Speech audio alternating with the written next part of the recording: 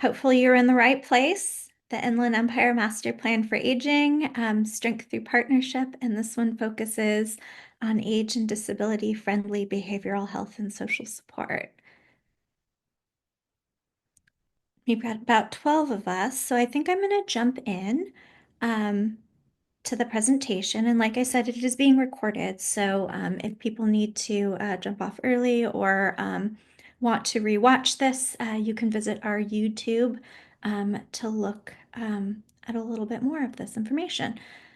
My name is Elizabeth Bogomil. I'm a consultant for the Inland Coalition on Aging. I've been working on the needs assessment and a lot of these master plan elements for the last, I think it's been 3 years now, actually, so quite a long time. um, and so I'm very familiar with this, and I've actually probably talked to a lot of you. Oh, Gloria, I see you. Hi, Gloria and Crystal. Oh, it's so good to see so many people I recognize. Aviva. Oh, wonderful. Awesome. And then we also have somebody from United Way here as well. This is great. So as I'm starting the presentation, please put your name and if you want your contact information, but at least your name and your organization in the chat. That way we know who's here. And we're going to have a conversation a little later towards the end of the presentation to maybe discuss the way our organizations can partner together. So you're welcome to put that there in the chat. There you go. So first we're going to talk about the IE-MPA and how we got here. We'll talk about the timeline specifically for the Inland Empire Master Plan for Aging, what led up to where we are now, and then also where we're going forward. We'll discuss the framework for implementation, specifically focused on behavioral health and social supports. And then we'll discuss opportunities for partnership and implementation and next steps. So what it looks like to take it from saying, this seems like a cool idea to partner, how do we do it? This next steps we'll discuss specifically how we can do that. So next we're going to talk about the California Master Plan for Aging. So the Inland Empire Master Plan for Aging is rooted in a bigger project in the state. It is the California Master Plan for Aging. It started by executive order from the governor to create a plan for those who are aging in California. It has 5 bold goals, that's what they're called. The first one is housing for all stages and ages. Goal 2 is health reimagined. Goal 3 is inclusion and equity, not isolation. So that kind of parallels what we're talking about today. Goal 4 is caregiving that works, and goal 5 is affordable aging. As we talk about the goals specific to the Inland Empire Master Plan, you'll notice that there's some overlap, like I pointed out with number 3, inclusion and equity, not isolation. But there also is some non-overlap. And that's okay because the Inland Empire is its own unique community and it has its own unique needs. And that's why some of our goals may be a little bit different from some of the state goals. And that's not to say we're not working in alignment with them because we are. So the state created this master plan for aging, and then awesome, people are putting their information in the chat. So any new people, feel free to drop your info in the chat. Um, so the state created this local playbook. It's almost like a guide for how local communities, cities or counties or neighborhoods can create their own master plans for aging to make communities better for those who are aging. And they created this guidebook or playbook and they released it. And so we took hold of this playbook and we were like, we need to create something like this for the Inland Empire. And in that guidebook, it discussed what a master plan for aging is, which the next slide will discuss. There we go. So a master plan for aging is a multi-sector approach to transforming our human services systems to meet our needs as we age. It's involved with a lot of partnerships. Those partnerships include government, private, and nonprofit sectors. So what's really unique about the master plans is it's multi-sector. which means it reaches across different sectors that are typically siloed. So think about maybe behavioral health and social support, recreation opportunities, transit, housing, healthcare. It reaches across all of these different fields and says, well, how can we unite what's going on in these individual silos or sectors and pull them together to create those communities that are better for individuals who are aging. And it's not just reaching across different siloed fields. It's also reaching across government and private sector and nonprofit sectors to collaborate together and work together. So, as with the state master plan that's doing this, our local Inland Empire master plan is also looking to reach into those who are working with government and to work with those who are working in private industry and also in the nonprofit sectors to collaborate in all ways across these fields. With master plans, they can incorporate a lot of different subject matters and areas of focus. They can include housing, long-term care, long-term services and supports, caregiving, transportation. Sometimes they include community safety and livability. They can include discussions of equity, legal services, healthcare, financial security. So it's very diverse what these master plans can incorporate. Usually they narrow it down to a couple goals within communities for that community to focus on based on the needs of the community members. And so we can talk a little bit about our master plan and why it's so important that we create a master plan for the Inland Empire. So our community is extremely unique. By 2060, our population of individuals who are age 65 and older is going to increase 682%. It's the biggest increase across the state of California. It is huge, and that's a large population to make sure is able to live a quality life in our community. Also, what's really unique about the Inland Empire, consisting of Riverside and San Bernardino counties, is we are a very large region that encompasses urban areas and also rural areas too. And so it's really important we get the needs of the community members across these vast swaths of land represented in this master plan. And so to create our local master plan, we pulled together the Inland Coalition on Aging. Originally, this Inland Coalition was formed in 2008 under the title IE-LTSS Coalition, or IE Long-Term Services and Supports Coalition. Um, However, in 2024, we changed the name to the Inland Coalition on Aging to more clearly represent what we were doing and who we're going to be advocating for. The mission, though, remains the same. The mission is to improve integrated care and service delivery of long-term services and supports in the Inland Empire.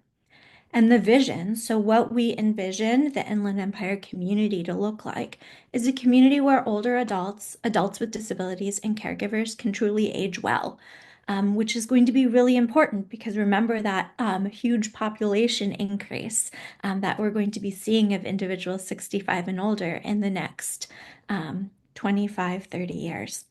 So this Inland Coalition on Aging has some board members. We have Ben Haggerty, who is from Integrated or Inland Empire Health Plan, IEHP, and he's the manager of Integrated Transitional Care. We have Anna Swartz from Community Access Center. Hopefully you're recognizing some of these names. We have Carmen Estrada from the Inland Caregiver Resource Center. And then it's very important, since we're working across counties, to make sure we have representation on the board from both counties.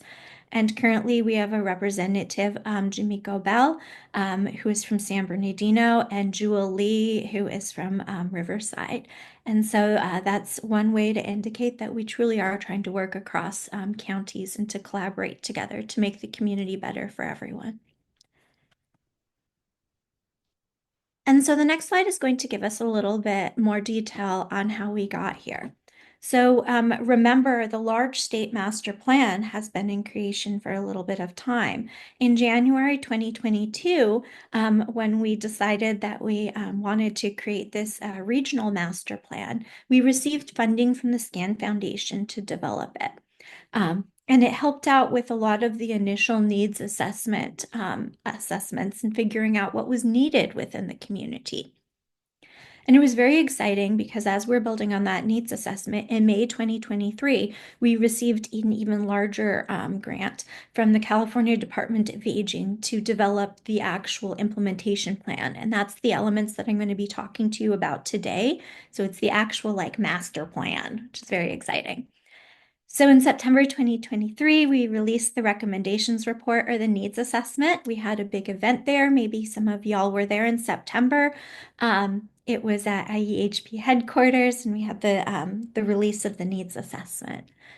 And in January 2024, we began developing the implementation plan. So we took the findings from that needs assessment and from all of those community members that we spoke with in our focus groups and listening sessions. And we brought that to working groups. We had 4 working groups, which I'll talk about in a little bit. We brought those findings to the working groups and we said, hey, these are the needs of community members. What already exists within the community? And what do we need to build out better? And the working groups consisted of community members and people who were working in these particular fields and representing these particular fields, stakeholders. And in September 2024, we released the implementation plan. So we had a whole year of, or nearly a year, 9 months or so, of doing this working group activities to better hone and narrow these recommendations. And then this last September, we released the draft implementation plan. And what's very exciting is in June, we're going to be releasing the final IE-MPA. It's not truly the final, but it's the final for the next couple of years because we have to work on these activities and then do a reassessment. And so next, I'm going to tell you a little bit about our advisory committee. So we have the ICA board, but we also have an advisory committee of community members and stakeholders who helped guide the process of developing this master plan for aging. We had many meetings. We brought to them the needs assessment findings. We discussed in depth what we found with them. They helped kind of form the working groups in some cases. They were quite involved. And you may recognize some of the community members here. Some are representatives from councils on aging. Some are representatives from nonprofits like the Alzheimer's Association. Some work with the county, like the Housing and Workforce Solutions. We had a very diverse representatives, and then some were just really actively involved in the aging communities. And we're very happy to have everybody participate in this and to give their guidance because they have such excellent expertise on these topics. We were able to take their guidance and build a needs assessment. So there we go. Remember I told you that before we created this master plan for aging, we had to gather the findings of the community, what their needs were, what their challenges were, and what was working for the community. And to do that, we spoke with community members during listening sessions. They took place from August 2022 to May 2024. If you notice, May 2024 seems kind of late, right? Especially since we already released the needs assessment findings.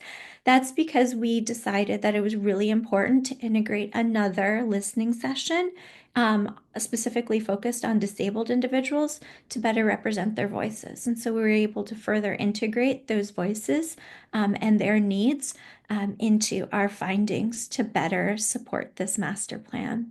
They were about an hour and a half in length, and we recorded them. These were really special and unique because we were speaking with community members in depth about their experiences. It wasn't simply a survey that we sent out that asked them if they like something or not. We truly got to talk to them and listen to their challenges that they were experiencing and integrate that within our needs assessment and in this master plan.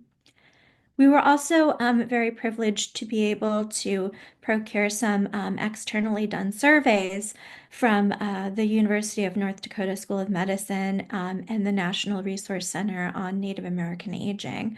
And we were specifically able to get the findings from those surveys from the Saboba Torres Martinez Nation, the Morongo Agua Caliente Nation, the Pachenga, the Cayuya, and the Santa Rosa Nations. And so we were able to align some of those survey questions and findings with some of the topics that were being discussed in the listening sessions and to make sure that these communities' voices were represented.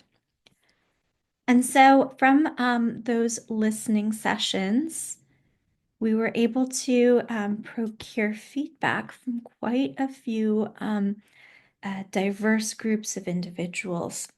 We spoke with people living in rural communities. We spoke with low-income individuals. We made sure to speak with LGBTQIA individuals. There's a huge population in Riverside County that was important to represent.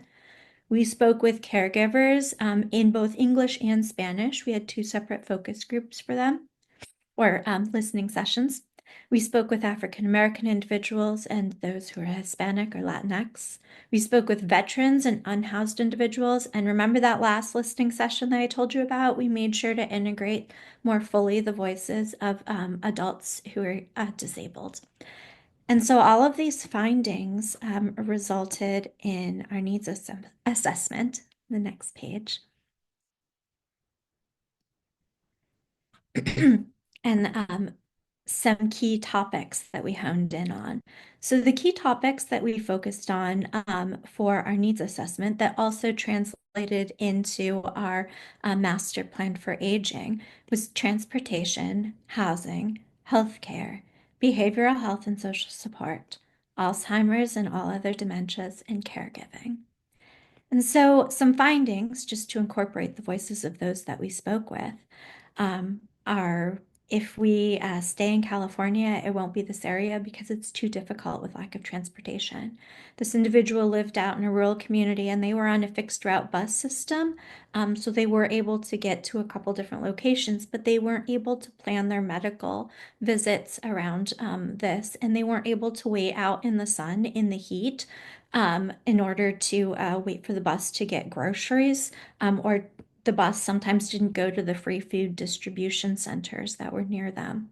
And it also caused some issues for this individual too, because they weren't able to socialize. They weren't able to keep those connections to their community. Their partner that they lived with and their two cats that were certified as emotional support animals were very important to them because they were kind of cut off from the rest of the community. Additionally, disabled individuals needed to essentially be a legal library to advocate for their rights. Oftentimes, providers didn't know the laws or how to navigate these laws or what type of support was required. This is pretty universal across medical, across healthcare, housing, transit, and also in behavioral health sometimes as well. Folks go home to heaven and there's fewer people in social circles. This is an example of how important social support is. And especially as one ages, it's not just about maintaining social support networks that exist, but also continually building those new ones because existing social support can sometimes fall away. And that's why when discussing extending life, it's really important to discuss quality of life. And quality of life is more than simply having a house or simply having transportation or caregiving. Quality of life is also having social connection and also access to behavioral health supports when needed. Because people generally are not taught how to age. And so it's a learning process constantly of the types of resources and supports that are needed. So we took these findings and we brought them to our working groups. We had 4 working groups. So if you notice, we had a couple different topics in our initial needs assessment, and we narrowed those down into 4 working groups. We had one that focused on housing. We had a working group that focused on caregiving, Alzheimer's disease, and other dementias. So we combined those topics together. We had one that focused on transportation. And then we also have the one that we're discussing today, which is behavioral health and social support. We have co-chairs from those expertises in those fields. We had Tony Ortega. Not sure if he's here with us today, um, but they've already signed on as a partner, which is great, from Riverside University Health System. We had Karen Sadie-Water from the San Bernardino Department of Aging and Adult Services. And then we also had Georgina Yoshioka from San Bernardino County as well. So we made sure to have representatives from both counties chairing these working groups and leading this behavioral health and social support working group. And with these working groups, we narrowed down the master plan for aging into 5 key goals. So we had a lot of discussions internally, and it's important to notice that some of these goals may overlap. Um, and I'll discuss that a little bit as we go forward, but there is overlap between the goals. So the first goal is housing as home and health care. The second goal is transportation for all ages, abilities, and regions. The third goal is focus on caregiving, Alzheimer's disease, and dementias. And the fourth goal is age and disability friendly behavioral health and social support. So if you notice, those 4 goals align with the 4 working groups that we had. But as we had more in-depth discussions across the advisory committee and within the working groups and also within the ICA board, we realized that there was definitely a need for a 5th goal: safety, respect, and equity as we age. And so we added this one in because it kind of was a discussion that wove itself through all of the needs assessment findings and all of the discussions that we've had across all of these various groups. And so it reflected as very important. I want to put in a quick little plug. Because safety, respect, and equity doesn't necessarily have a working group, we're really in need of support with those topics as we move forward.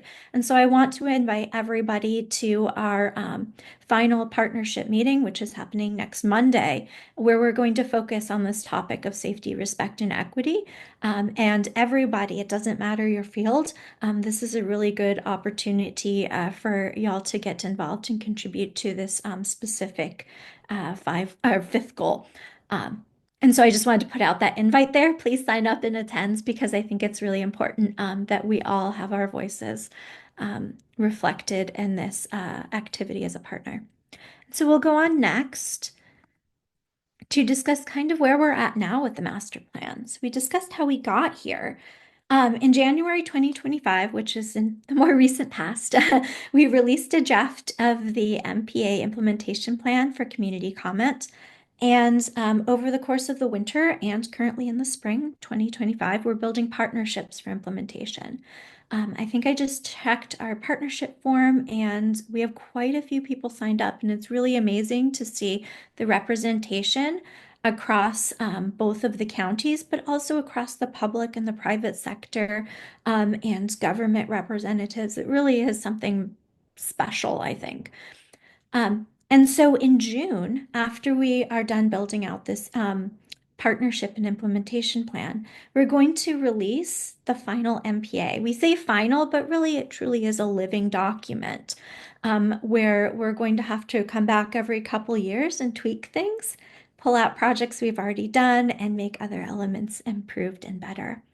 But for now, this project that we've been working on for the last couple of years, we're going to be releasing in June 2025.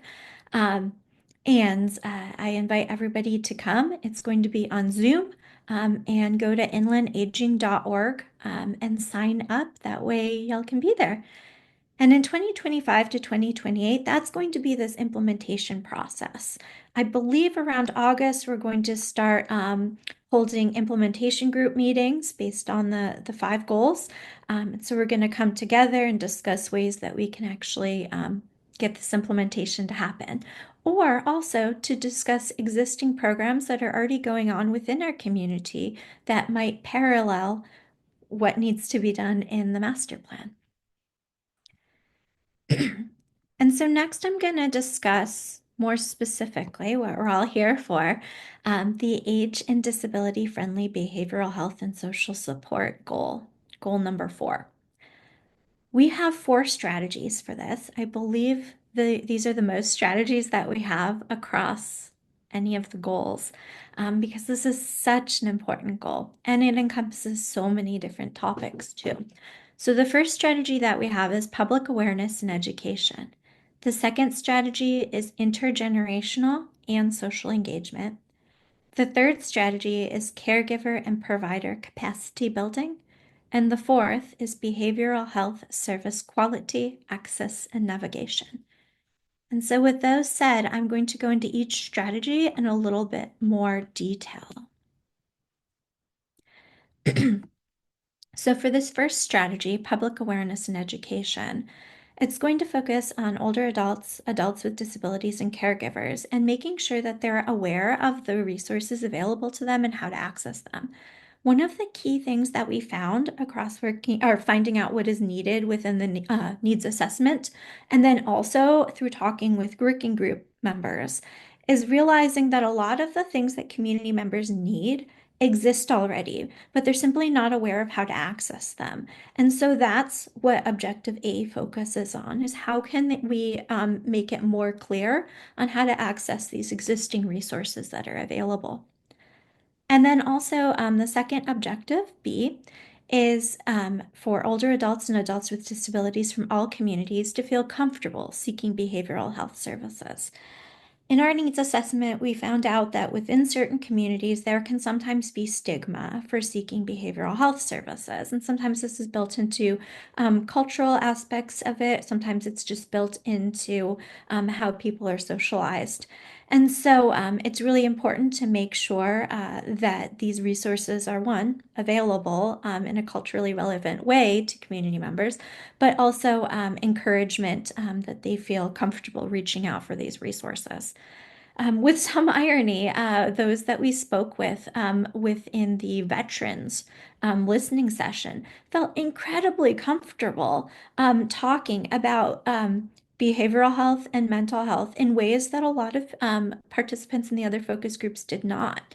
And one of the reasons that we were able to ascertain from this is because they had gone to so many different meetings with their doctors to discuss things like PTSD and those sorts of elements, that it was just common conversation. And so that's kind of what we're hoping to do with B, is figure out how to integrate these services and make them comfortable enough to access, maybe integrate them more into common conversation within the community.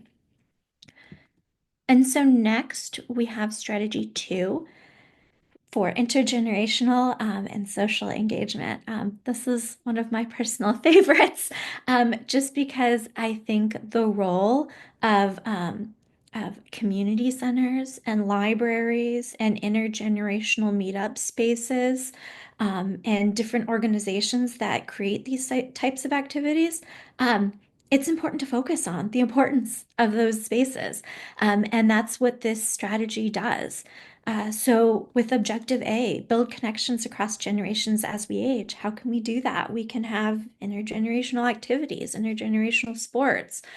We can have activities where K through 12 students and children meet up with those who are aging in their community and do activities together. We can make spaces and support spaces where these activities can happen. And then also Objective B, maintain and grow the strength of our social connections as we age. Um, we did one of the focus groups with what do you call it, a senior center. And somebody at that center said, we're not dead yet. We want to go out, we want to do activities, we want to build community. And so realizing that this is something that people really want. And figuring out how it can be built in those spaces where it can be built. Some people in the needs assessment had suggested different types of clubs.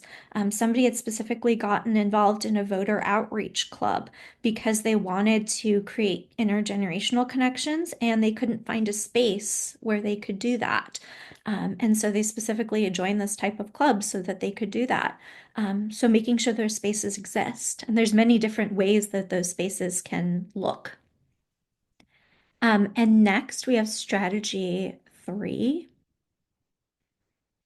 Strategy 3 focuses on caregiver and provider capacity building. And there's a lot of elements here because it's super important to help caregivers recognize the resources that are available to them as well as who they're caring for. So, Objective A enables providers to have knowledge, skills, and awareness of resources to confidently provide care and or referrals for older adults with behavioral health concerns. And this kind of overlaps with the awareness goal of strategy one. So, making sure that providers are also aware of the behavioral health resources available and some of the concerns that they may come across and know how to connect individuals with those resources. Objective B focuses on paid and unpaid caregivers and making sure that they have the knowledge, skills, and resources to support older adults with behavioral health support needs. And that, like I said, a lot of this overlaps. That overlaps with A too, because caregivers are a form of provider as well. And then C, family members, caregivers, and providers have the resources and the knowledge to recognize the signs of substance misuse in older adults and can make appropriate referrals to care. So, this overlaps with the other two objectives as well, making sure people know where to go to for resources and who to refer people to, and then also how to recognize problems or issues or challenges that individuals are facing. And then finally, we have strategy four. Strategy four, once again, focuses on behavioral health, service, quality, access, and navigation. Objective A focuses on older adults and adults with disability and making sure they have access to behavioral health and social support programs that are tailored to meet their own unique needs. Those needs could be facing going forward when your spouse has passed away. Or preparing if your spouse has passed away. It could be figuring out how to prepare for passing away yourself and dealing with those coping mechanisms and figuring out how to deal with those complex emotions that arise. So it could take many different forms. And then also, this should say A, not or B, not A. So objective B is focusing on older adults and adults with disabilities as well, and making sure that they have access to technology and the confidence and skills to use it, and looking at how that technology can support behavioral health and social engagement, including across generations. So there seems to be quite a big divide. There's people who feel very, very comfortable with technology, and then some that don't. And there also appears to be a divide too. Sometimes people have access to technology and it breaks down, and they're unable to acquire additional technology to maintain that social connection, whether it be through FaceTime therapy or whether it be through being able to call their friends and family members. Um, so being able to acquire devices too as they break down so that they can continue to maintain those connections is important as well. So as you can see with these objectives, they can take many different forms. There's no one single form. And so it's up to us as we're developing our partnerships or thinking about them to figure out how we want to have each of these objectives look as we go forward. And so next, there's a lot on this slide, but I'm going to discuss kind of what partnership can look like. It doesn't have to look like this. These are just some ideas. So partnership can take the form of collaboration. One can collaborate, or an organization can collaborate with elected officials to conduct education and community engagement. It could even look like promotion of behavioral health resources through your organization. Maybe simply attending the implementation group meetings and signing up as a partner and saying, yeah, like our organization provides behavioral health support and we'd like to, or our organization provides um, senior center support and socialization opportunities, and we'd like to promote behavioral health support there as well. So we'll just have some flyers out on our desk. Where can we get these flyers? That sort of thing. Additionally, it could take the form of designing campaigns to reduce behavioral health stigma. Maybe that's something that you want to highlight and focus. Maybe that's something that you want to apply for funding for. Um, it can take the form of coordinating intergenerational activities. So if anybody is here, I haven't had a chance to look through everybody in the chat, but if anybody is here from like a senior center or an activity center or somewhere that does or coordinates activities, then this is a great opportunity of coordinating these types of activities to partner. It could take the form of participating in improvement to services and navigations. Maybe you're a behavioral health provider. It could take the form of just figuring out how to make these resources easier for individuals to navigate. And it can also look like applying for funding. So one could be apply for funding for intergenerational and social activities or for technology access for those who are aging and disabled to be able to better provide technology resources to them or education on how to navigate particularly technologies such as being able to navigate using the internet or the phone, like a digital phone. It can take the form of creating and hosting trainings and providing behavioral health referrals or trainings on how to recognize substance misuse, or even trainings, for example, on how to use like Narcan or naloxone for overdoses if one encounters that. Partnership can look like organizing activities that teach digital literacy to older adults. It's a great opportunity if you work at a senior center or a community center. Or incorporating, oh, I can't talk, incorporating age-wise practices into your organization. So San Bernardino has an excellent age-wise program, and they have a lot of resources. And as we move forward, they might be able to share those resources within our implementation group, and we can figure out how to best integrate those into our organizations. And it could also look like hosting events like a technology and aging summit where you either invite community members or community stakeholders or providers and teach them how to navigate technology or teach others how to navigate technology. So it can take many, many different forms, and that's what's important to realize. Partnership can look so diverse. I also wanted to share some ideas of partnerships that are already happening. So the IE-MPA is already collaborating with various organizations around Riverside and San Bernardino, and we've already kind of kicked all of this off. So some projects that are already happening, they align across many of the different goals though. So for example, for goal 5 that focuses on safety, respect, and equity, we are collaborating with Rolling Start. They're already doing these really amazing safety presentations to the community, and we collaborated with them to support an application for additional funding so that they can expand their efforts and distribute emergency bags to community members who are aging and disabled. And so that's a really good example of how we were able to support people with their grant applications and oftentimes listing a coalition as either a co-applicant or somebody who's signed on to your grant to support it can make your application significantly stronger, especially for funding. Um, we're also working in alignment with Goal 5 as well, safety, respect, and equity. We're working with Justice in Aging and CCLTSS, or California Coalition of Long-Term Services and Supports, and finding individuals to share their stories about how Medi-Cal cuts are impacting them at the federal level, how they're being impacted at the state level too. And ICA and ICRC are coordinating sharing of these stories and connecting individuals with media so that they're able to share these stories and coordinate some press conferences as well.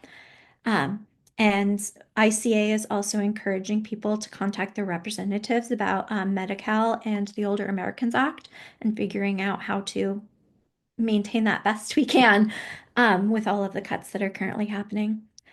Additionally, for goal 3, for caregiving, Alzheimer's disease, and other dementias, ICRC is conducting trainings for Riverside IHSS providers, and they're also going to begin trainings in San Bernardino County through collaboration with the public authorities. So additional trainings are happening to support caregiving. Furthermore, ICA is going to be presenting at the San Bernardino IHSS Training Summit this month. It's exciting. I don't think that's already happened, but it may have.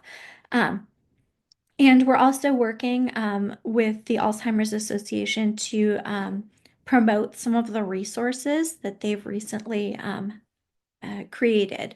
And so that's currently in the works as of last week. Um, and additionally, we're for transportation goal two, PastTech, which is a transportation organization in San Bernardino County, is creating a user-friendly transportation guide for older adults and for those with disabilities. And that's actually as a direct response and in collaboration with the IE-MPA's goal on transportation. So they saw the needs assessment, they saw the master plan draft, and they were like, we need to create this resource. And so that's already started happening. And then finally, some of the partnerships and activities can actually work across more than one goal. Some of the goals do overlap. So, for example, ICA and ICRC worked with the Black Resource Directory in putting on a conference in February called What's Really Going On, where there was a panel of speakers addressing mental health and African Americans and resources available to them. Sounds like an amazing event.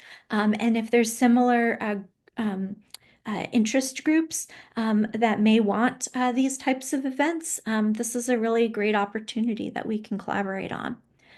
Um, and additionally, it aligns with Goal 5, safety, respect, and equity, and also Goal 4, which is behavioral health, where we're currently meeting in to talk about. And so these are some examples of like what partnership currently actually looks like, and some examples of what partnership could look like. And like I said, this is really all about what we can create together and build together.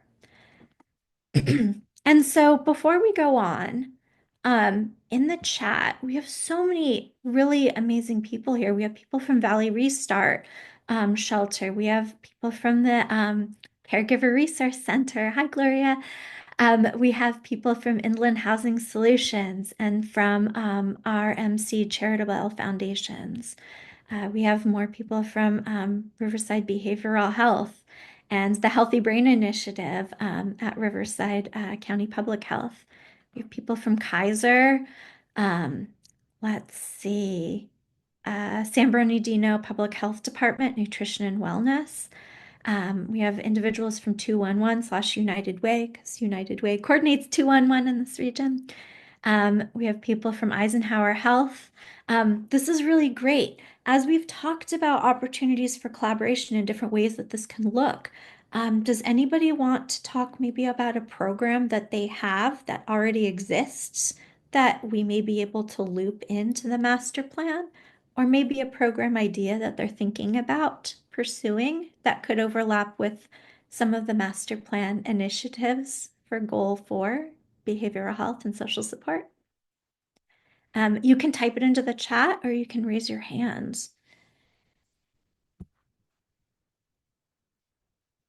Any ideas for ways to collaborate? Okay, so as you're thinking of this, please drop some ideas into the chat. There's so many different ways that we can collaborate. Um, and all I see is potential. It's amazing. So there's different ways that you can become an official partner. One of those ways is to sign up as an official partner. I am going to drop that link in the chat. This link was also the one that was in the email that was sent to you. Um, I hope you're able to sign up. Even if you don't have a specific idea now of how to collaborate, sign up as a partner and we can brainstorm together. Or maybe it means distributing resources that other individuals and stakeholders and community members have. It can also take the form of joining the Inland Coalition on Aging. If you'd like to do that, you can do that via our website, inlandaging.org, and there's a sign up sheet there.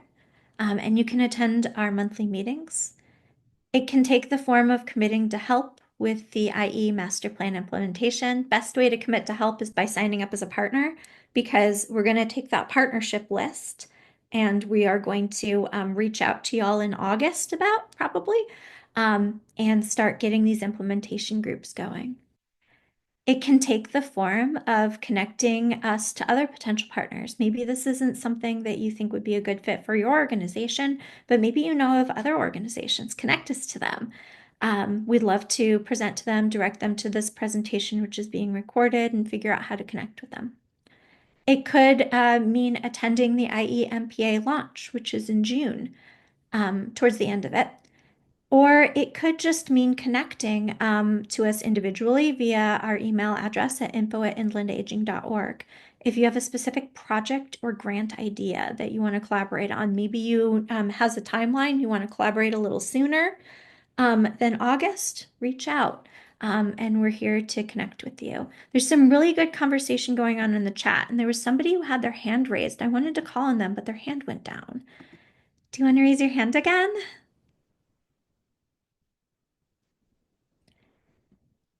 have a Sorry, yes, this is Delia Lopez from Rolling Star. And, when you were asking that question, I was wondering if there might be any opportunity for home modification. We are currently doing in collaboration with in-homes, I'm sorry, with IEHP under the Calling program under Community Support Services. We are doing home modifications for people with disabilities and seniors who have or are in need of accessibility to their own home. But one of the biggest challenges that we have is the lack of additional funding.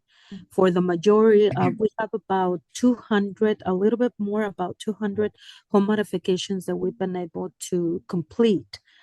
But unfortunately, some of those cases were in need of additional assistance. And it's very hard to have the consumers or members decide between the accessibility in the shower or to have the accessibility to go out by building a ramp. As you can see, both of those um, uh, needs are very important because there is the safety issue. If we don't build the ramp and there is an emergency in that area, how this member is going to be able to go out of their own home or Mhm. rescue? If we don't build a shower, if and or might perhaps we build or modify the shower, but we don't widen the doors, how they gonna have access to that? And even if we do that, but we don't do the ADA sync, how they gonna continue with that independence and avoid the going to an institution because they don't have the needs or the means of being able to live independently in their own home. So, but there is always this issue with the additional funding that we don't have right now. Definitely. So we are more than happy, the ICA and the IE-MPA, to collaborate on funding applications, which is very similar to what we did with the Rolling Start safety presentation application, which was able to get funded. And so if you have ideas like that, send them over to the email address that's listed here and we can brainstorm different places because there is funding available for these sorts of things. We just have to be collaborate, and then we've got to pursue that funding and know where to go to find it. And so, yeah, definitely email us over and then sign up as a partner.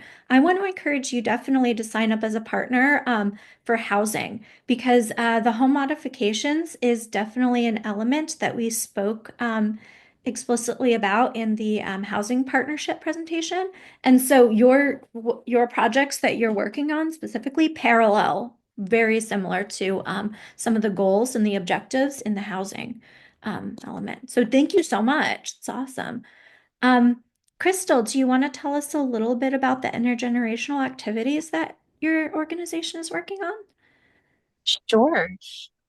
So we have just recently gone through a rebrand where we're really focusing on improving the overall health and quality of life for our residents and to our communities, which includes our seniors, of course. And so, in our social emotional component on kindness and giving back to the community, we're reworking our relationship with our naming founders, Riverside Medical Clinic, and we are looking at a way for us to implement a volunteer program at the clinic, but it's going to have that focus where we can have the intergenerational support. So it will have our seniors as well as our youth, young adults at the clinic. Oh, wonderful. That definitely sounds like in alignment with a lot of the conversations that we've had in our working groups. Um, that's great. That's awesome. We'd love to be kept abreast to all of the happenings that y'all are doing. So definitely sign up as a partner and just so we can stay in the loop and promote those activities. Those sound great. Awesome. Thank you. Um, Awesome. I love Joyce's comment about how we've already started collaborating. Yeah, we've already started jumping in. It feels really good. Um, and like I said, if you have a project that's already happening that has more of like a strict timeline on it, feel free to reach out, sign up as a partner, but reach out through that email address and we can start that happening right now. I know Alzheimer's Association has already done that with one of their projects. I want to shout out Marilyn. Do you want to tell us about the nutrition and wellness services?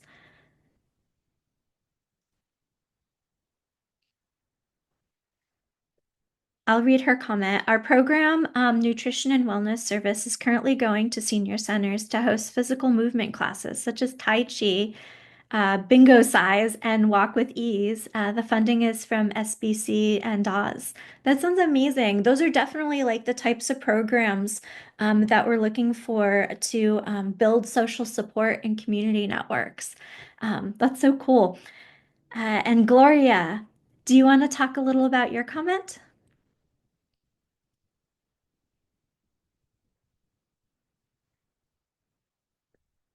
So Gloria says organizing social events for specific outings for seniors and seniors with disabilities. For example, May 14th is Senior Day at Storm Stadium Day game, which I organized. That sounds awesome. Yes, they do have like for sporting events, they have certain days like senior days. That's so cool. Gloria, do you want to tell us about it?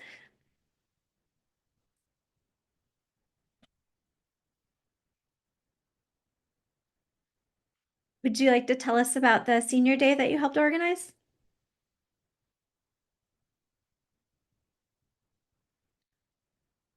Okay.